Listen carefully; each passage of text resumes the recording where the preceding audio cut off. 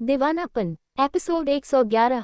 अब आगे। भावना जी दूसरे ही पल रिधान की आवाज सुनकर घबरा गई। वो तुरंत अपनी जगह से उठी और सीधे रिधान के कमरे की तरफ जाते हुए बोली, रिधान बेटा क्या हुआ तुम्हें, तुम ठीक तो हो ना? ये कहते हुए जैसे ही वो कमरे में पहुंची वैसे ही गुस्से से रिधान खुद बाहर निकलते हुए बोला, मेरी बीवी कहाँ है? ये सुनते ही भावना जी को एक पल के लिए कुछ समझ नहीं आया और वो ना समझी में बोली, क्या जन्नत तो कमरे में ही होगी ना? ये कहते हुए उन्होंने एक नज़र कमरे में देखा तो रिधान ने दांत पीसते हुए कहा, नहीं वो कमरे में नहीं है, और अब आप मुझे साफ साफ बताइए कि मेरी बीवी कहाँ है। और आई प्रॉमिस अगर मेरी बीवी आपकी वजह से कहीं भी गई होगी तो मैं किसी को नहीं छोड़ूंगा। ये सुनते ही भावना जी एक पल के लिए डर गई क्योंकि रिधान की आंखों में उनके लिए कोई भी इंसानियत दिखाई नहीं दे रही थी। रिधान की आंखों में एक दीवानगी और पागलपन दिखाई दे रहा था जो सिर्फ और सिर्फ जन्नत के लिए था। भावना जी ने किसी तरह खुद को संभालते हुए कहा, बेटा मुझे लगता है कि तुम्हें गलतफहमी हो रही है। ऐसा कुछ भी नहीं है। मैं नहीं जानती कि जन्नत कहाँ है, बल्कि मैं तो सोच रही थी कि वो कमरे में ही होगी। तभी रिधान ने गुस्से से दीवार पर एक जोरदार पंच मारते हुए बोला, बस कीजिए मॉम, आखिर आप कितना गिरेंगे? पहले तो आप नहीं चाहती थी कि वो इस घर में रहे और अब आप ऐसे ड्रामा कर रही है जैसे कि मैं आपकी बात पर यकीन कर लूंगा। रिधान के हाथ से खून निकलने लगा था। भावना जी ये देखकर डर गई और अपने आंसू को जल्दी से साफ करते हुए बोली, रिधान बेटा पहले तुम शांत हो जाओ, तुम्हारे हाथ से खून निकल रहा है। देखो तुम गलत समझ रहे हो, ऐसा कुछ भी नहीं है। लेकिन इसके जवाब में रिधान ने गुस्से के साथ कहा, मैं आपकी सारी बातें समझ रहा हूँ और मैं ये भी जानता हूँ कि आपने क्या किया है उसके साथ। इसलिए अब आप मुझे अपने मुंह से बता दीजिए, शायद आपकी सजा थोड़ी कम हो जाए, वरना आपको भी अच्छे से पता है कि मैं आपका भी सगा नहीं हूँ। और जब बात उस लड़की पर आती है तो ये दुनिया ही मेरी दुश्मन बन जाती है। रिधान की ये बात बहुत ही ज्यादा गहरी थी जिसे सुनकर भावना को आज एहसास हुआ कि शायद रिधान जन्नत के लिए थोड़ा नहीं बल्कि पूरा पागल था। लेकिन भावना जी ने खुद से ही ना समझी में कहा, पर मैंने तो जन्नत से अभी नहीं कहा था जाने के लिए, बल्कि मैं खुद उसे अच्छे से जगह पहुंचाने वाली थी। वो अपने मन से कहाँ जा सकती है? तभी रिधान फिर से चिल्लाते हुए बोला, मॉम क्या आपको सुनाई दे रहा है, या फिर मैं अपने तरीके से आपको बताऊं? ये सुनते ही भावना जी डर गई और तुरंत डरते हुए बोली, बेटा बेटा वो बात ये है कि वो मानती हूँ कि मैंने उससे कहा था कि वो यहाँ पर नहीं रह सकती क्योंकि मुझे समाज का डर है। तभी रिधान गुस्से से चिल्लाते हुए बोला, समाज माय फुट, इस समाज को जलाकर राख कर दूंगा मैं अगर उसे कुछ भी हुआ तो। ये बात आप कान खोलकर सुन लीजिए।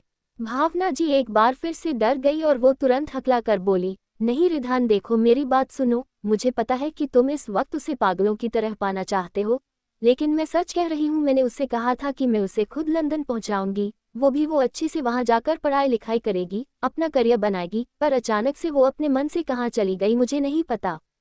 ये सुनकर रिधान अपनी लाल नज़रों से उनकी आंखों में कुछ पल तक घूरता रहा और आखिर में अपनी उंगली पॉइंट करते हुए बेहद ठंडी आवाज में बोला, एक बात मैं आपसे क्लियर कर देता हूँ, आपने अभी तक जो भी किया है उसके लिए मैं आपको कभी माफ नहीं करूँगा।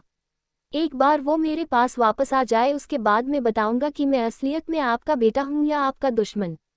इसी के साथ वो वहां से गुस्से से चला गया और भावना ये सब सुनकर शॉक्ड हो गई और वो तुरंत उसके पीछे जाते हुए बोली, ये क्या बकवास कर रहे हो तुम?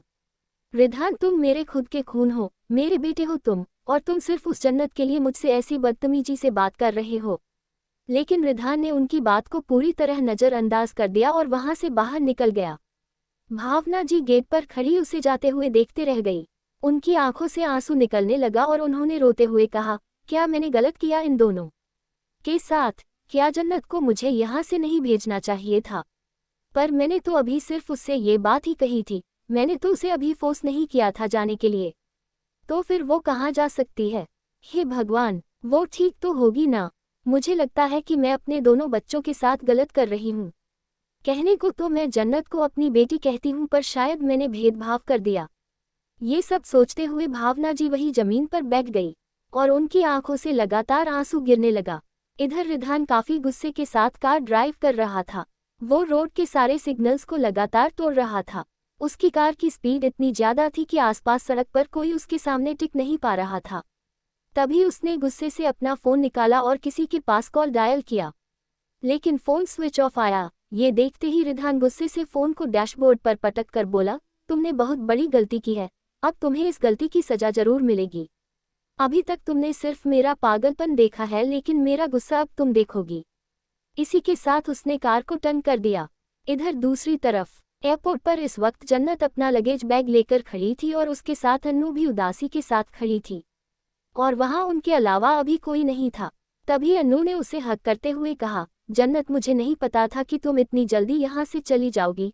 मैं तुम्हें बहुत ज़्यादा मिस करने वाली हूँ। लेकिन तुम अचानक से क्यों जा रही हो? क्या तुम्हारे फैमिली में कुछ हुआ है? जन्नत, जिसकी आंखें खुद भी नम थी, उसने उसे खुद से दूर करते हुए कहा, नहीं, मेरी फैमिली में कुछ भी नहीं हुआ, लेकिन मुझे लगता है कि यहाँ रहकर मैं अपना करियर सेट नहीं कर पाऊंगी। मुझे अपना खुद का स्टार्टअप बिजनेस स्टार्ट करना है, और अगर मैं यहाँ रहूंगी तो मैं सिर्फ नॉर्मल जॉब में ही रह जाऊंगी। इसलिए मैं इंडिया से दूर जाना चाहती हूँ। ये सुनकर अन्नू ने उदासी के साथ कहा, पर वहाँ जाने के बाद तुम मुझे भूल तो नहीं जाओगी ना? कहीं तुमने नए नए दोस्त बना लिया और मुझे भूल गई तो? ये सुनकर जन्नत ने मुस्कुराकर कहा, इम्पॉसिबल, ऐसा कभी नहीं हो सकता। वैसे भी दोस्ती पर मुझे यकीन नहीं है, लेकिन तुम इकलौती दोस्त हो जिसने मुझे यकीन दिलाया है कि दोस्ती नाम की भी चीज़ होती है, तो फिर मैं तुम्हें कैसे भूल सकती हूँ? उसकी बात सुनकर अन्नू की आंखों में आंसू आ गए और उसने फिर से उसे हक करते हुए कहा, जन्नत, मैं सच में तुम्हें बहुत मिस करने वाली हूँ।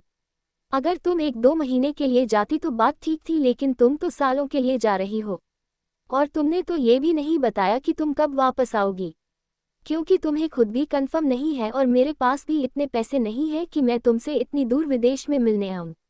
पर क्या तुम मुझसे मिलने आ सकती हो? ये सब सुनकर अचानक से जन्नत की आंखों में कुछ आया, लेकिन उसने दूसरे ही पल उसे खुद से दूर करते हुए कहा, अभी के लिए तो मैं तुमसे मिलने नहीं आ सकती, हम फोन पर वीडियो कॉल पर बात करेंगे। तभी पीछे से एक आवाज आए, आई थिंक अब जन्नत तुम्हें चलना चाहिए, क्योंकि काफी ज्यादा लेट हो गया है और रात भी होने वाली है। जन्नत ने उस आवाज को सुना तो पीछे मुड़कर देखने लगी। वैभव अपने हाथ में उसका लगेज लेकर खड़ा था। वैभव को देखकर जन्नत ने अपना सिर हाँ में हिलाया और अन्नू ने वैभव को देखकर प्यार से कहा, वैभव प्लीज मेरी दोस्त का ख्याल रखना। वैसे आपको कहने की जरूरत नहीं है, लेकिन फिर भी मैं कह रही हूँ, मेरी इकलौती दोस्त है और मैं चाहती हूँ कि ये हमेशा खुश रहे। इसके जवाब में वैभव ने मुस्कुरा कर कहा, ये मेरे साथ है तो तुम्हें फिक्र करने की जरूरत नहीं है। ये सुनकर अन्नू मुस्कुराए और फिर वो वहां से निकल गई। इधर जन्नत भी वैभव के साथ अंदर की तरफ गई। वैभव के चेहरे पर बड़ी सी स्माइल थी। उसने जन्नत के हाथों को अपने हाथ में लिया और बोला, मुझे तो अभी भी यकीन नहीं हो रहा है कि वो 30 दिन का चैलेंज मैं जीत चुका हूँ, और फाइनली तुम मेरी हो चुकी हो, और तुम मेरे साथ इंडिया छोड़कर जा रही हो। ये सुनकर जन्नत ने मन में कहा, क्या मुझे वैभव से बता देना चाहिए कि रिधान ने मुझसे जबरदस्ती शादी कर ली है और अब मैं उसकी बीवी बन चुकी हूँ, और एक तरह से रिधान ये चैलेंज जीत चुका है। लेकिन तभी उसने वैभव के चेहरे की स्माइल को देखा, जिसे देखकर उसने फिर अपना सिर ना में हिला दिया और मन में बोली, नहीं, अब वैसे भी शादी का कोई मतलब नहीं है। ये शादी जबरदस्ती की गई थी। शादी में मेरी कोई मर्जी नहीं है और अब मैं वैभव के साथ एक नई जिंदगी की शुरुआत करने जा रही हूँ। मुझे पिछली जिंदगी के बारे में नहीं सोचना चाहिए। ये सब वो सोच रही थी कि तभी वैभव ने मुस्कुरा कर कहा, जन्नत, तुम्हें अब किसी की फिक्र करने की जरूरत नहीं है। रही बात उस रिधान सूर्यवंशी की, तो हम जहाँ जा रहे हैं वहाँ पर वो कभी नहीं पहुँच सकता, और इस बात की मैं गारंटी लेता हूँ। ये सुनकर जन्नत ने कहा, थैंक यू सो मच। यही मैं चाहती थी कि मैं एक ऐसी जगह जाऊं जहां सूर्यवंशी खानदान का कोई भी इंसान मुझ तक ना पहुंच पाए, क्योंकि अब मैं सिर्फ सुकून चाहती हूं और सुकून से जीना चाहती हूं। ये सुनकर वैभव मुस्कुराया और वो दोनों अंदर की तरफ बढ़ गए। कुछ ही देर में उन्होंने अपनी फ्लाइट ली। फ्लाइट में वो दोनों बैठ गए। जन्नत एक नज़र नीचे की तरफ देखने लगी, क्योंकि फ्लाइट अब टेक ऑफ करने वाली थी। जन्नत ने अपनी आंखें बंद की, उसकी आंखों से आंसू लुढ़क आए और उसने खुद से कहा, बचपन से लेकर आज तक मैं इंडिया में रही, पली बढ़ी, यहाँ मुझे सब कुछ मिला, हर तरह के लोग मिले, हर तरह की खुशियाँ मिली, लेकिन मैंने कभी नहीं सोचा था कि यहाँ से मुझे इतना बड़ा दुख भी लेकर जाना पड़ेगा। आज मैं फाइनली इंडिया छोड़कर जा रही हूँ, हमेशा के लिए इस जगह से जा रही हूँ।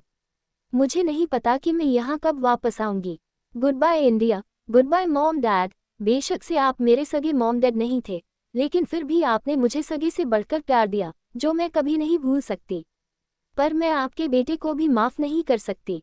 उन्होंने मेरे साथ जबरदस्ती शादी करके बहुत गलत किया, और अब मैं हमेशा के लिए जा रही हूँ। तभी वैभव ने उसके हाथ को पकड़ लिया तो जन्नत उसे देखने लगी। वैभव ने उसे आंखों से ही शांत रहने का इशारा किया।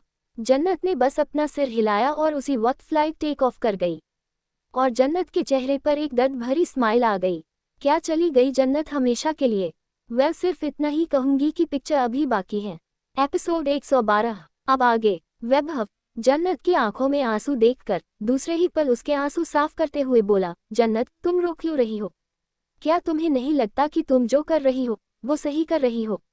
तुम सबसे दूर चली गई हो, हम सबसे दूर आ चुके हैं, तो अब रोने की जरूरत नहीं है।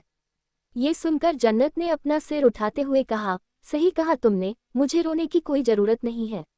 लेकिन मुझे मॉम डैड की याद आ रही है। भले ही वो मेरे असली मॉम डैड नहीं थे, पर उन्होंने बचपन से लेकर अब तक मेरा बहुत ख्याल रखा। और आज मैं उनसे बिना बताए इतनी दूर चली आई हूँ। उसकी बात सुनकर वैभव ने गुस्से से कहा, जन्नत तुम्हें उनके लिए फिक्र करने की जरूरत नहीं है। याद है ना, तुम्हारी मॉम ने किस तरह से तुम्हें उस घर से दूर जाने के लिए कहा था, जबकि वो अपने बेटे के लिए भी तो कुछ कह सकती थी ना। लेकिन नहीं, उनके लिए उनका बेटा ज्यादा मायने रखता है, तुम कुछ भी नहीं। इसलिए तुम्हें ज्यादा टेंशन लेने की जरूरत नहीं है। और अब हम एक नई शुरुआत करने जा रहे हैं। देखो ऊपर आसमान को, इस वक्त हम आसमान में हैं और हमारे नीचे सब हैं। इसी तरह से तुम अपने अंदर कॉन्फिडेंस लाओ कि तुम सबसे ऊपर हो और सब तुम्हारे नीचे हैं। ये सब सुनकर जन्नत ने अब एक नज़र बाहर की तरफ देखा और कुछ सेकंड तक देखते रहने के बाद उसके चेहरे पर एक हल्की सी स्माइल आ गई। उसने अपना सिर हिलाया और अपनी आंखें बंद कर लीं। वैभव भी उसे देखते हुए मन में बोला, आई डोंट नो जन्नत, मैं तुम्हें कैसे संभाल लूंगा, लेकिन मुझे इतना जरूर पता है कि उस रिधान सूर्यवंशी से बदला लेने के लिए मैं तुम्हें जरूर संभाल लूंगा। ये कहते हुए उसके चेहरे पर एक अजीब सी स्माइल आ गई और उसने भी अपनी आंखें बंद कर लीं। आंखें बंद करते हुए उसने वापस मन में कहा, अब बस कुछ ही देर में फ्लाइट टेक ऑफ कर जाएगी और हमेशा हमेशा के लिए इंडिया हमसे दूर हो जाएगा। ये सोचते हुए उसके चेहरे की स्माइल और भी ज्यादा गहरी हो गई। लेकिन तभी कुछ ही देर बाद वहां पर एक अनाउंसमेंट हुई। एक इमरजेंसी की वजह से इस फ्लाइट को यहीं पर रोक दिया जा रहा है। इस अनाउंसमेंट को सुनते ही वहां सभी एकदम से हड़बड़ा गए। चारों तरफ सब शोर मचाने लगे। तभी फ्लाइट अटेंडेंट आए और सभी से बोली, आप सब शांत हो जाए। देखिए, एक इमरजेंसी आई है, इसीलिए हमें फ्लाइट को यहीं पर रोकना पड़ा है। लेकिन आप फिक्र मत कीजिए, जितने भी पैसेंजर्स हैं जल्दी ही अपनी मंजिल तक पहुंच जाएंगे। जन्नत को भी कुछ समझ नहीं आया। उसने वैभव से कहा, वैभव अचानक से फ्लाइट को क्या हुआ? ऐसा तो कभी नहीं होता ना। इसके जवाब में वैभव ने कहा, हाँ ऐसा तो कभी नहीं होता। एक बार अगर फ्लाइट चलती है तो वो अपने मंजिल पर ही लैंड करती है। पर यहाँ तो क्या हो रहा है, मुझे खुद समझ नहीं आ रहा। जन्नत ने थोड़ा डरते हुए कहा, कहीं हमारी फ्लाइट में कोई बम तो नहीं है या फिर किसी ने इसे हाईजैक कर लिया हो। उसकी ये बात सुनकर वैभव हंसते हुए बोला, अरे पागल लड़की, ऐसा कुछ भी नहीं है, तुम कुछ भी सोचती हो। ये सुनकर जन्नत ने फिर मुंह बना लिया। तभी फ्लाइट वहीं पर रोक दी गई और सभी पैसेंजर्स एक एक करके बाहर निकलने लगे। जन्नत और वैभव भी दोनों एक साथ बाहर निकले। जन्नत ने आसपास देखते हुए कहा, पता नहीं ऐसा क्या हुआ है जिससे इस फ्लाइट को यहीं पर रोक दिया गया। तुम जाकर एक बार पूछो। इसके जवाब में वैभव ने कहा, हाँ तुम यहीं पर मेरा इंतजार करो, मैं अभी पता करके आता हूँ कि ऐसी क्या प्रॉब्लम हुई जिससे फ्लाइट को रोका गया। ये सुनकर जन्नत अपना लगेज लेकर वहीं खड़ी हो गई और वैभव सीधे अंदर की तरफ बढ़ गया। जन्नत आसपास देखने लगी। पता नहीं क्यों, पर उसे एक अजीब सी पहचानी सी फीलिंग हो रही थी। तभी उसके कान में कुछ लोगों की आवाजें आईं। अभी बाहर देखा, काफी सारे हाई रेटेड गार्ड्स लगे हुए हैं। मुझे तो लगता है कोई बहुत बड़ा इंसान यहाँ आया है। शायद इसी वजह से इस फ्लाइट को अचानक से रोक दिया गया है। दूसरे ने कहा, हाँ पर वो कौन है, अभी हमें ये पता नहीं चला। पर वो अचानक से यहाँ क्यों आया और ऐसे फ्लाइट क्यों रुकवा दी, हमें कुछ समझ नहीं आ रहा। तीसरे ने कहा, लेकिन कुछ भी हो, हम उसके खिलाफ कुछ नहीं बोल सकते। जब वो इतनी बड़ी इंटरनेशनल फ्लाइट को रुकवा सकता है तो वो कुछ भी कर सकता है। इसलिए हमें चुपचाप बस तमाशा देखना चाहिए, आगे जो होगा खुद पता चल जाएगा। वो सभी आपस में ये बातें कर रहे थे और जन्नत ये सब सुनकर हैरान थी। उसने मन ही मन खुद से कहा, ऐसा कौन सा इंसान है जो यहाँ पर आया और उसने इतनी बड़ी इंटरनेशनल फ्लाइट को रुकवा दिया। आखिर यहाँ चल क्या रहा है। लेकिन तभी अचानक से वहाँ पर कई सारे कदमों की आवाज़ सुनाई देने लगी। सभी की नजरें सीधे गेट की तरफ चली गईं। जन्नत, जो उन सब के पीछे खड़ी थी, उसने भी गेट की तरफ देखा। लेकिन जैसे ही उसकी नज़र गेट पर पड़ी, उसके पैरों तले जमीन खिसक गई। अचानक से उसकी पकड़ लगेज पर और भी कस गई। वहीं गार्डों के बीच चलकर इस वक्त रिधान सूर्यवंशी आ रहा था। रिधान की आंखों पर ब्लैक गॉगल्स थे और ब्लैक सूट में उसकी पर्सनैलिटी सबसे अलग लग रही थी। वहां मौजूद सभी लोग बस रिधान को एकटक देखते रह गए। लेकिन इधर जन्नत की हालत खराब हो गई थी। उसके चेहरे पर पसीने आ गए और उसने हकलाते हुए कहा, मैं कोई सपना तो नहीं देख रही हूँ। शायद ये कोई सपना ही है। अचानक फ्लाइट रुक जाना और सामने से रिधान का आना। नहीं, ये पक्का सपना ही है। ये कहते हुए उसने धीरे से खुद के हाथ को पिच किया, लेकिन उसे दर्द महसूस हुआ। दर्द महसूस होते ही उसकी आंखों में खौफ आ गया। वो तुरंत अपने कदम पीछे लेते हुए बोली, रिधान यहाँ क्या कर रहे हैं? ये सब क्या हो रहा है? नहीं, मुझे यहाँ नहीं रहना चाहिए। अगर मैं गलती से भी रिधान की नज़रों में आई तो बहुत बड़ी प्रॉब्लम हो जाएगी। मुझे जल्द से जल्द यहाँ से निकलना होगा। ये कहते हुए जैसे ही वो वहाँ से जाने के लिए मुड़ी, तभी एक और अनाउंसमेंट हुई। जन्नत, रिधान सूर्यवंशी, आप यहीं कहीं भी हो, सामने आ जाए, क्योंकि आपके हस्बैंड आपको घर वापस ले जाने आए हैं। आपने अपने हस्बैंड से जो लड़ाई की है, उस लड़ाई के बाद इस तरह दूर जाना सही बात नहीं है।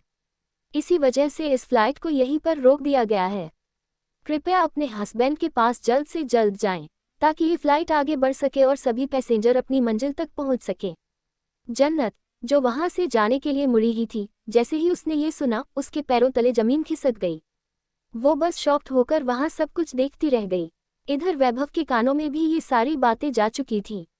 ये सब सुनते ही वो गुस्से से दांत पीसते हुए बोला, तो अब मुझे समझ आया कि ये सब कुछ क्यों हो रहा है। रिधान सूर्यवंशी, मुझे नहीं पता था कि तुम इतने बड़े गेमर हो, लेकिन तुम इतनी आसानी से जन्नत को यहाँ से नहीं ले जा पाओगे। ये कहते हुए वो तुरंत दौड़ते हुए जन्नत की तरफ बढ़ा। इधर सभी की नज़र अब जन्नत पर टिक गई थी। जन्नत का पूरा चेहरा लाल हो गया था। उसने मन ही मन गुस्से के साथ कहा, रिधान, मुझे यकीन नहीं हो रहा है कि आप इस हद तक भी गिर सकते हैं। आप पूरे एयरपोर्ट पर इस तरह अनाउंसमेंट करवा रहे हैं, जैसे वाकई हमारे बीच हस्बैंड वाइफ जैसा रिश्ता है। आप जो कर रहे हैं, इसके लिए मैं आपको माफ़ नहीं करूंगी। लेकिन तभी अचानक से वहां मौजूद सभी लोग जन्नत के लिए वोटिंग करने लगे। मिस जन्नत, आपको अपने पति के पास वापस जाना चाहिए। आपके पति आपको लेने आए हैं। आपको उन्हें ऐसे छोड़कर नहीं जाना चाहिए। लड़ाइयाँ तो हर हस्बैंड वाइफ के बीच होती हैं। आपको तुरंत उनके पास जाना चाहिए। सबकी बातें सुनकर जन्नत की आंखें बड़ी हो गईं। वो कुछ कह पाती, उससे पहले ही वैभव वहां पहुंचा और जन्नत का हाथ पकड़कर बोला, जन्नत, किसी की बात सुनने की जरूरत नहीं है, तुम चलो मेरे साथ। ये कहकर वो जन्नत को ले जाने के लिए मुड़ा, लेकिन तभी अचानक किसी ने जन्नत के दूसरे हाथ को पकड़ लिया। उस टच को जन्नत अच्छे से पहचानती थी। उसकी पूरी शरीर में सिरहन दौड़ गई। उसने तुरंत सामने की तरफ देखा, जहां लाल गुस्से भरी नजरों से रिधान उसे देख रहा था। रिधान की वो गुस्से भरी नजरें जन्नत को अंदर तक चीरती चली गईं। वो घबराकर बोली, रिधान, मेरा हाथ छोड़िए, आप ये ठीक नहीं कर रहे हैं। लेकिन तभी रिधान ने उसे बेहद कड़े तरीके से अपने करीब खींच लिया। जन्नत उसके सीने से टकराए और रिधान ने उसकी कमर पर अपनी पकड़ कसते हुए वैभव की आंखों में आंखें डालकर कहा, तुम्हें किसने परमिशन दी मेरी बीवी को छूने की और मेरी बीवी को मुझसे दूर ले जाने की? ये सुनते ही वैभव गुस्से से बोला, रिधान, तुम्हें भी अच्छे से पता है कि ये तुम्हारी बीवी नहीं है, इसलिए इसे अपनी बीवी कहना बंद करो। मुझे अच्छे से पता है कि तुम्हारी इससे कोई शादी नहीं हुई है। ये सुनकर रिधान के चेहरे पर एक तिरछी स्माइल आ गई। उसने वैभव को ऊपर से नीचे तक देखा और कहा, क्या तुम्हें लगता है कि मैं तुम्हें अपनी शादी का प्रूफ दूं? या तुम्हें बताऊं कि ये मेरी बीवी है? वैभव गुस्से से बोला, रिधान, देखो, पहले ही बहुत देर हो चुकी है। हम यहाँ रुकना नहीं चाहते, इसलिए जन्नत को मुझे वापस दो। वैसे भी तुम इसे हमेशा से नफरत ही करते थे। तुम्हारे दिल में इसके लिए कोई प्यार नहीं था, तो तुम्हें इसके बारे में सोचने की जरूरत नहीं है। ये सुनकर रिधान ने अब जन्नत की आंखों में आंखें डालते हुए कहा, वाइफी, क्या वाकई मैं तुमसे नफरत करता हूँ? क्या तुम्हें मेरी नज़रों में कोई प्यार नहीं दिखता? जन्नत ये सुनकर हैरान हो गई। वो हिचकिचाते हुए बोली, रिधान, आप क्या बकवास कर रहे हैं? तभी रिधान ने अपनी पकड़ उसकी कमर पर और कस दी। दांत पीसते हुए बोला, बकवास तो मैं घर जाकर करूंगा, क्योंकि तुमने जो किया है उसके लिए तुम्हें आसानी से माफी नहीं मिलेगी। ये कहते हुए उसने वैभव की आंखों में आंखें डालकर कहा, और तुम्हें मेरी बीवी को इस तरह भागकर ले जाने के जुर्म में गिरफ्तार किया जाता है। पहले पुलिस सजा देगी, क्योंकि मेरी बीवी को कानून से ज्यादा प्यार है, राइट?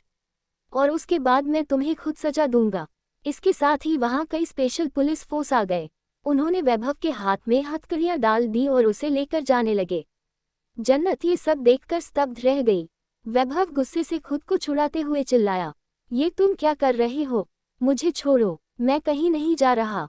छोड़ो, रिधान ने बिना किसी भाव के कहा। सजा तो अब तुम्हें मिलेगी। ये तुम्हारे लिए सजा की पहली शुरुआत है। जेल में जाकर वहां की रातें अच्छे से एंजॉय करो, और मैं यहाँ अपनी वाइफ के साथ सुहागरात एंजॉय करूंगा।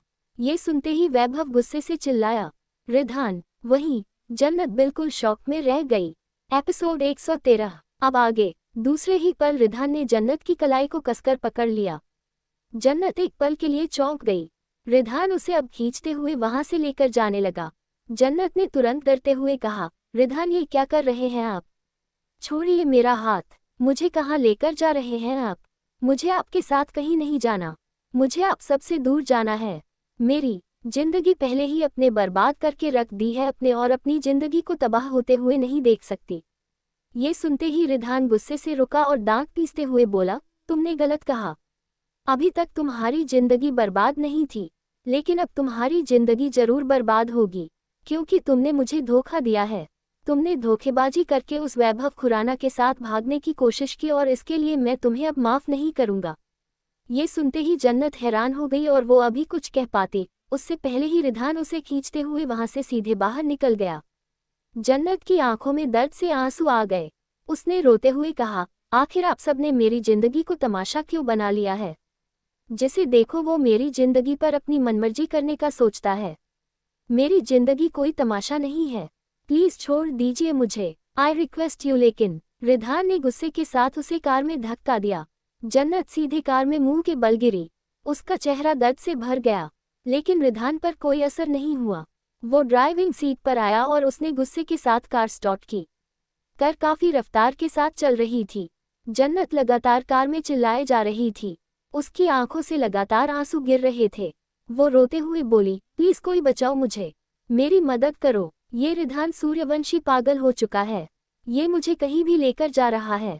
प्लीज हेल्प करो कोई। ये कहते हुए वो लगातार विंडो को पीटे जा रही थी, लेकिन किसी पर कोई भी असर नहीं था, बल्कि कार और भी ज्यादा रफ्तार के साथ जा रही थी। कुछ ही देर में जन्नत की आंखें और भी ज्यादा बड़ी हो गई। वो तुरंत हकला कर बोली, रिधान ये तो घर का रास्ता नहीं है ना? तो फिर आप मुझे कहाँ लेकर जा रहे हैं? रिधान आपको मेरी आवाज सुनाई दे भी रही है या नहीं? रिधान प्लीज जवाब दीजिए मुझे। आप मुझे घर ले जाने की बजाय कहाँ लेकर जा रहे हैं? फिर तभी आखिर में कार एक बड़े से कॉटेज के बाहर आकर रुक गई। उस कॉटेज को देखकर और आसपास किसी भी दूसरे घर को न देखकर जन्नत के पैर हाथ कांपने लगे। वो तुरंत हकला कर बोली, रिधान आप मुझे यहाँ क्यों लेकर आए हैं? देखिए आप मेरे साथ क्या करने वाले हैं। मुझे छोड़ दीजिए, please I request you, please Ridhan. लेकिन रिधान कार से बाहर निकला। उसने दूसरे ही पल जन्नत को बालों से पकड़ लिया। जन्नत दर्द में कराह उठी। रिधान उसे बालों सहित खींचते हुए अंदर लेकर जाने लगा। जन्नत दर्द में बोली, रिधान आप हैवान बन चुके हैं। आपको समझ भी आ रहा है आप क्या कर रहे हैं मेरे साथ? तभी उस कॉटेज के दूसरी तरफ एक बड़ा सा स्विमिंग पूल था। रिधान ने उसे सीधे स्विमिंग पूल के अंदर धक्का का दे दिया। जन्नत धम्म की आवाज से उस स्विमिंग पूल के अंदर जा गिरी। रिधान अपने कोट को निकालते हुए सर्द आवाज में बोला, उस इंसान ने तुम्हें कहाँ कहाँ छुआ है?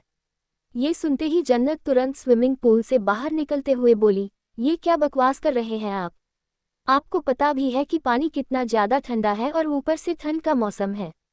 सच में आपके अंदर तरस नाम की कोई चीज नहीं है रिधान। ये कहकर वो निकलने लगी, लेकिन तभी रिधान नीचे झुका और एक बार फिर से बालों से पकड़कर उसे पानी के अंदर घुसाते हुए सर्द आवाज में बोला, सही कहा तुमने। मेरे अंदर ना तो रहम नाम की कोई चीज है और ना ही तरस नाम की कोई चीज है। जब बात तुम पर आती है तो मैं हैवान बन जाता हूँ, और तुमने इतनी बड़ी गलती की है जिसके बारे में मैंने कभी सोचा नहीं था। तुम्हारी मेरे साथ शादी हो चुकी है, लेकिन फिर भी तुमने उसके साथ भागने की कोशिश की। तुम्हें इसकी सजा तो मिलेगी। ये कहते हुए वो झटके पर झटके के साथ उसके चेहरे को पानी में डुबोए जा रहा था। लगातार जन्नत तैरने की कोशिश कर रही थी, लेकिन रिधान की पकड़ इतनी ज्यादा थी कि वो कुछ भी नहीं कर पा रही थी। उसे ऐसा लग रहा था जैसे कुछ ही वक्त में उसकी शरीर से उसकी जान निकल जाएगी। वो बुरी तरह रोते हुए बोली, रिधान सच में ये पानी बहुत ज्यादा ठंडा है, मैं मर जाऊंगी, दो प्लीज ऐसा मत कीजिए, प्लीज छोड़ दीजिए मुझे। लेकिन रिधान उसके चेहरे को लगातार पानी में घुसाते हुए बोला, तुम्हें ऐसा नहीं करना चाहिए था।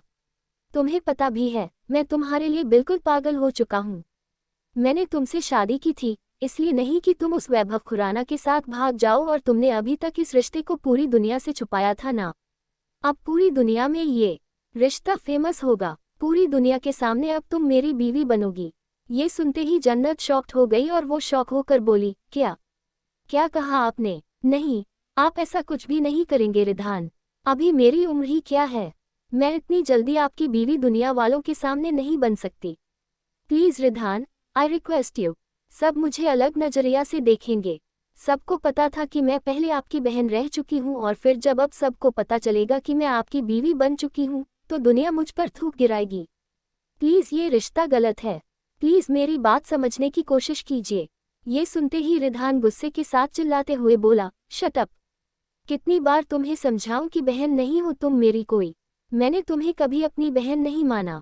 तुम सिर्फ और सिर्फ मेरी बीवी हो, और अब शायद बीवी भी नहीं रह गई, क्योंकि तुमने उसके साथ भागकर गलती की है। अब तो मैं तुम्हें अपना एक पपेट बनाऊंगा, एक ऐसा पपेट जिसे मैं अपने तरीके से नचाऊंगा। पपेट का नाम सुनते ही जन्नत की आंखें बिल्कुल बड़ी हो गई और वो डरते हुए बोली, तो इसलिए आप मुझे यहाँ लेकर आए हैं, क्योंकि आप मुझे यहाँ कैद करना चाहते हैं अपनी कठपुतली की तरह। इसके जवाब में रिधान अब जोर जोर से हंसने लगा। उसकी हंसी कोई नॉर्मल हंसी नहीं थी, बल्कि वो एक शैतान वाली हंसी थी, जिसे सुनकर रिधान को देखते हुए जन्नत अंदर तक डर गई। तभी रिधान ने उसे बाजू से पकड़कर उसे पूल से बाहर खींच लिया। जन्नत की पूरी बॉडी ठंडी पड़ गई थी और वो बाहर आते ही जोर जोर से कांपने लगी।